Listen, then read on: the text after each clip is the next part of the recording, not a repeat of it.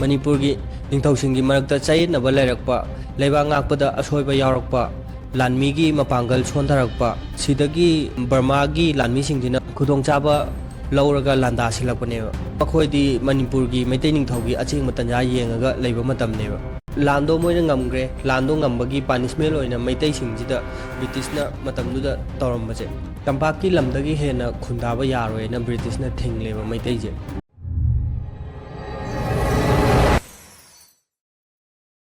Manipur gi history je chahi lising ani muk sure khara amana history nainaba singna lising ahum hele haibasu yaweba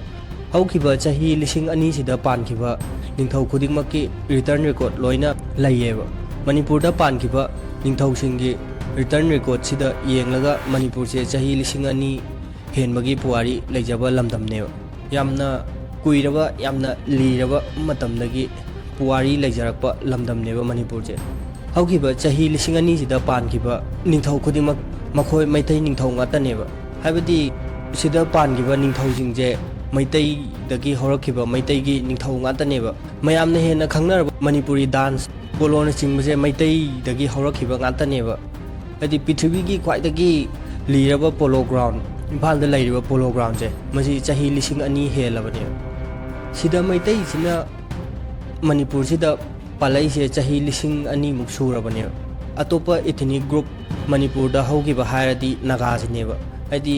mangjona ngallingai matamdagi Manipur dagi horakiba ethnic group maitai nataba atopa ama hairagadi nagasi oiduineba aduna Manipur gi indigenous people hairadi maitai ga naga ga sineba hairiba furup ani je identity tongalasu horokphamdi manayeba ngallingai matam chahi lising ani muki mamangdagi Manipur sida maitai ningthona palakle sida palai pamatam sida identity tonganjarasu horokpham manaba atopa furup ama hairagadi nagasi oiduineba sidagi khitang ngankhatna aidi khitang hangatlaga yengba matamda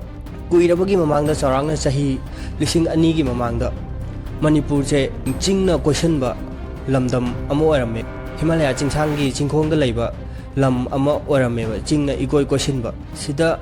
Valley gi saruk tampaki area je sea level dagi charangna 900 meter muk wangba mafam neba chingda leramba mi khara tampakta kumtharaklaga khundaba haukibaneba matam kuirabagi mamangda akhoi je chingi lamda leramle chingi lamje sidagi kumtharaklaga ahanba tampaki lamda khundaba haugiba mafam je kangla neba masi ngasi phawba akhoi gi imphal mayon sida leiriba kangla fort je masi chahi lising ani helaba structure amane khara amana singda leihore aduga khara amana tampakta kumtharaklaga khundagre masini ahalaman history nainaba singna thambiri je sidaineba maitai ga naga ga tongan khaidoglaga leiba haukiba je masina maitai ga naga gi samlakpa horokpham neba aduna maitai ga naga ga je horokpham manai machin manao ne na akoina hainari je makha tarakpada Manipur gi ningthau singgi history mayam ama leigre masi akoina nainabasu yamna luba yamnasu kuppa mayam amsu yawkhreba haidi nainabada kuppa akoina khangdaba udaba mayam ama maitai ningthau singgi history da yawgre yamnasu kuppa akoina hek hairu matamdaju asengbajo khanghaudaba iminmangna uhaudabani mayam ama yawduineba aduna Manipur gi kingdom je haugiba chahi cha kaya sida makhal laikreba amungna yamna chawe amungna yamna pieba adi ningthau panbanina ningthauna loi challaga maitai samurai je yamna amungna chauthokba amungna pikchanba adum yaweba habadi maitai gi kingdom je yamna pak channa sandoglamsu yaweba sida Nagaland yauna Burma gi mandale rengul yauna sandoglamsu yaweba adudagi hendoglaga China gi yunal sibau sandoglamaba adum yaweba ko 17th century da maitai ningthau khagembana China gi yunal phawa khudum challaga lanpha mayam ama purokpa phau yawkhrabaneba haidi maitai ningthau gi mapangan je adugi matik kalammeba Manipur je kayam chawbano je aikoina Burma gi mandale phau chatpa matamda ariba matamgi fort aikoi Hwjik kangla leiba sumaina fort ama leiba kangla siga ju adum manabane charakpa haiba fort je chahi lising ama mu helo fort neba masi aikoi maitai ningthauna sarambane sineba aikoi Manipur je matam amada kayam chawramge je yamna chawrammeba aikoi Manipur je adudagi Manipur kingdom je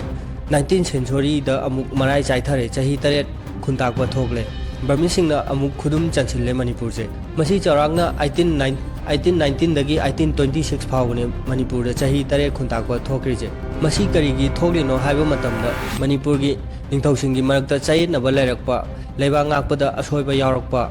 lanmi gi mapangal chondarakpa sidagi Burma gi lanmi singdina puthokchaba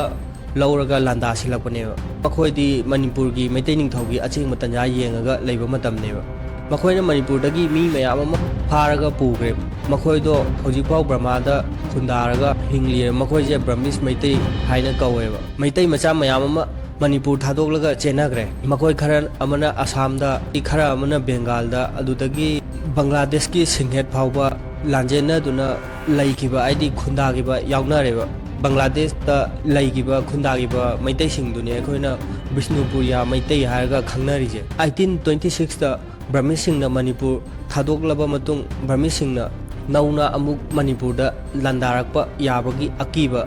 laibana maram oraga maitai ningthauna British East India Company West Bengal dagi mateng laure dagi Burmese singna Manipur da nauna amuk landarakpa sidagi ngakthokpa ngamnaba sidagi neba ahanba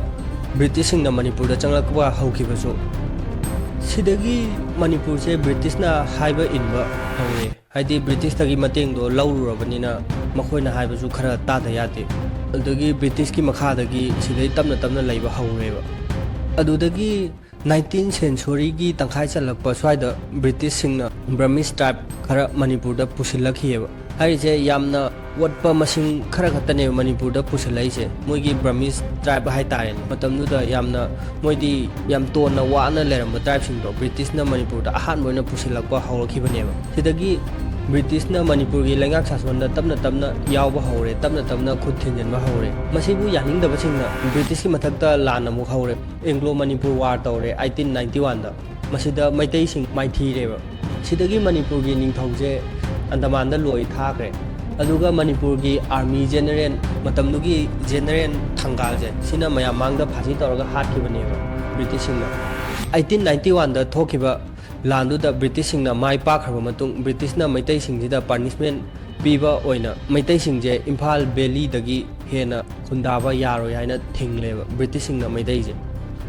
lando moina ngamgre lando ngambagi punishment oina maitai singjida British na matamdu da tawrambaje tampaki lamdagi hena khundaba yaro yaina British na thingleba maitai je masine British singi policy 1891 da Anglo Manipur war loiraba matungda moina tawrambaje asidagi British singna Burmese tribe adi Burma da laiba awaba taraba tribe singje Manipur da khundaba hawangibaje asidagi ahanba horakhibaneba British singna makhoje pusilaga khundaba hawangibaneba hariba tribe singsibuneba akhoina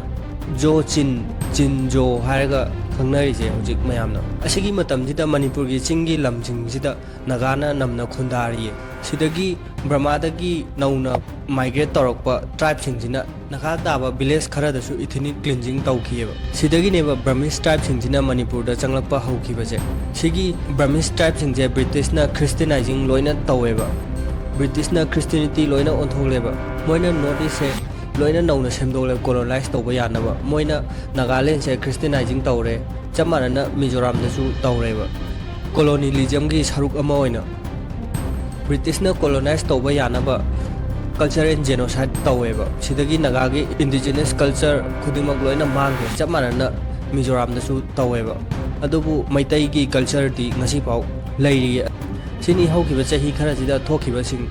sida aina haibada chitha nantha huba soiba yaorasu mayam adum ngakpiyo khitang samlapna mayam khangnaba tentakna